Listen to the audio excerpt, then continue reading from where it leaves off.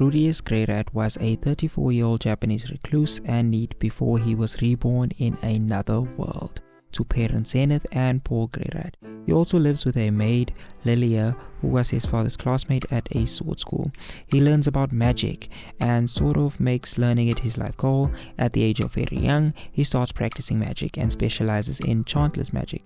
At the age of slightly older, his parents realize his potential. They hire Roxy McGurdia, a demon and St. Claus mage, to teach him mage stuff, and his father teaches him how to wield all of his blades. Wink wink. There are 3 types of magic: attack, healing, and summoning magic. There are 7 ranks of mages, spells, and basically everything else: elementary, intermediate, advanced, saint, king, emperor, and god.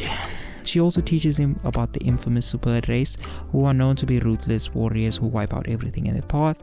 At the age of 5, Rudius graduates from Roxy's lessons and is considered a St. Claus mage too, I think. And Roxy sets off to teach a prince and to make the plot seem more active. That was unnecessary, I'm sorry. Rudy saves Sylphiette from some bullies and she becomes his best friend after he realizes she is indeed a her. He becomes her magic teacher and she becomes just Sylphie and learns silent spellcasting too. Zenith gives birth to Rudy's sister Norn, which, if you remember the amount of copulation in the first episode, is completely expected. Lilia gives birth to Rudy's other sister Aisha, which causes some tension at home, but was also completely somewhat kind of expected. Rudy fears that his education is becoming too stagnant and asks his parents to send him and Sylphie to the Renoa Magic Academy, but it's too expensive, so his father sends him to one of the main branch families of the Grey Rats to earn a living and break the codependence between him and Sylphie. He becomes Eris Boreas Grey Rat's magic teacher. She's only a couple years older than him, and continues his physical combat training under the guidance of Ghislaine, one of Paul's side quests, a sword king, and Eris's bodyguard. Eris is a huge, this word on screen that I hate saying, but after she gets kidnapped, Rudy helps her see reason and she becomes more focused on her studies and training. A massive scale magical disaster happens, which almost feels just as random as I'm making it seem. Because of this disaster, people are seemingly ubiquitously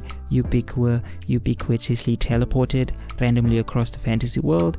Rudy and Eris end up on the demon continent, where they instantly run into a Superb named Ruijerd, who is not so bad. He has an obsession with saving kids, so he pledges to get them home safe, and Rudy pledges to help the Superb clear their bad name, which they only earned because they were cursed. Rudy, Ruijerd, and Eris form an adventurer party to help them achieve their goals and pledges. They visit Roxy's village. Turns out her people can communicate with each other telepathically, but not her, so she was an outcast of her people. Ruijerd threatens a horse person, demon, something, but he also trains Eris really well.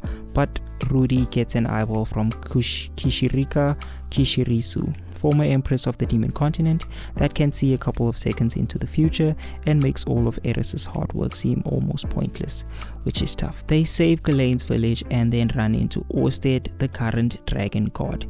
He folds Rudius and his party into a nice little 4-minute fight scene, which looks amazing and makes everything Rudius work for and earn seem like nothing, which is really very tough. But Dragon God Orsted heals him after scarring him for life and sets on his journey to spoilers que los lectores de manga sabien. They finally complete their goals and pledges, and Ruijerd promises that they'll see each other again as a farewell. Rudy gets reunited with everyone from his family after some snubs, except for Roxy, because I think the anime hates us, his mother because she is stuck in a labyrinth, and Sylphie because season 2. And that's it. That's the end. Yeah, well, technically this guy sleeps with this girl, but she is his otherworld second cousin, so it's not weird really, right? Anyway, it was good. I give it the child that your parents can finally be proud of out of 7.8.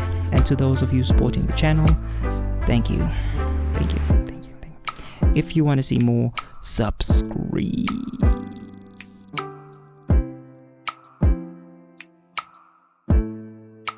Who's that Pokemon?